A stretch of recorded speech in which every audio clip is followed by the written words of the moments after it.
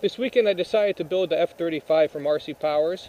This is the F35 version 2 Easybuild. I've got to say it's an easy build. This is the easiest RCPowers plane that I've ever put together. The F22 is pretty easy, the 117 is pretty easy, but this went together so quick. And it feels very, very strong too. The structure of it is very good. I'm using blue core, which is a lot more flimsy than Depron.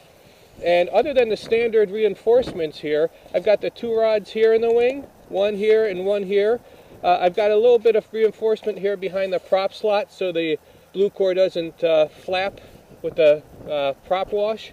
And in the elevons here, the standard reinforcements, I also did pre-stress the elevons and the stabilizers with the packing tape, and it feels very sturdy. I was very, very surprised. This is a 25-ounce plane with the Super Mega Jet version 2.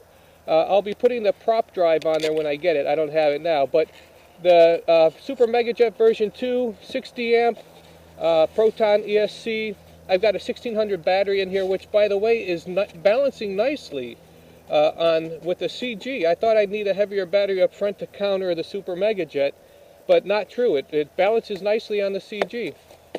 The setup I've got is, I've got the rudder servos here. I'm using the ailerons and elevons linked. I've done that on the past few planes and I love it. It works fine. I've got the ailerons moving half as much as the elevons. So I've got full throws on the elevons, half throws on the ailerons, and it works really, really well. One thing I also did want to mention, which is a topic on the forum, is beveling and sanding the edges. I know a lot of guys feel it's not worth it. The speeds we're flying at, it's not necessary. I think that my flying has gotten so much smoother, especially the slow and low stuff. The slow speed, high maneuverability stuff feels so much smoother since I've started rounding the edges. And what I do is I bevel with a knife, with a utility knife, to get the angles roughly cut. I also take the utility knife and shave off all the edges on the seams here. And then I take a power sander and sand with 80 grit paper into almost a final sanding in the right angles and right smoothness.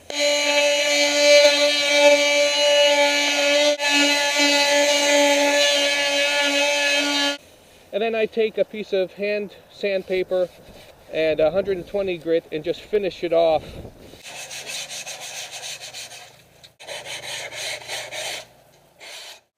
And then I use 3M extreme tape to seal off the edges. This plane has been criticized for its angular look with all the angles on it, but I think after sanding it here, it looks pretty smooth, nice and curvy. So anyway, let's see how it does.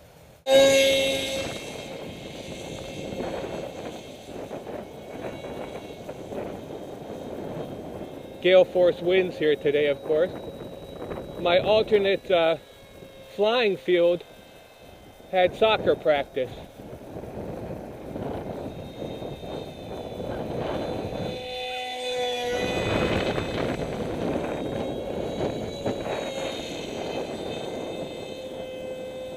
Well, it's certainly smooth.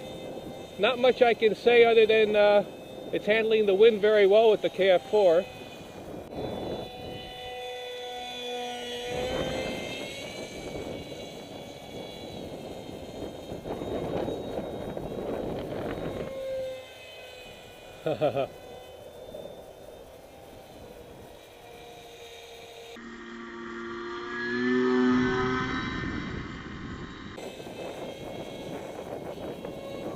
Handles the wind great vertical, inverted.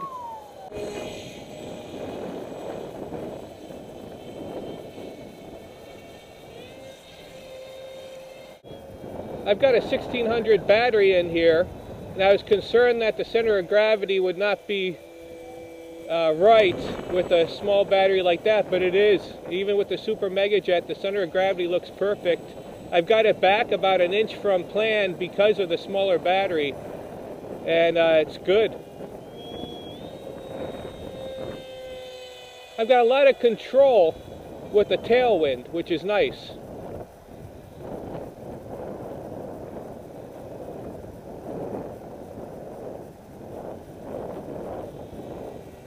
Here I'm just tooling around with practically no throttle, and the wing loading is, like Scott says, very light wing loading, so stays airborne with minimal throttle in this kind of wind. It is more direct than the F22. I noticed the F22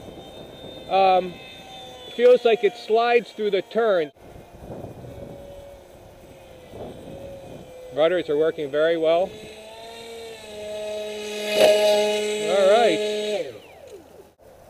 I'm not going to do too much today because I don't want to crash it in these heavy winds.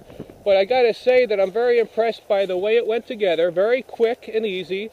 Very strong build. It finished off very nicely with all the sanding and beveling I did. Actually, I think it looks pretty good like this. And the controls, linked is great. I love the linked setup with the ailerons and elevons. And the rudders are working very well, very touchy. I can actually probably turn down the throws on the rudders and still have some good reaction from them. So what a nice plane. Very happy with it.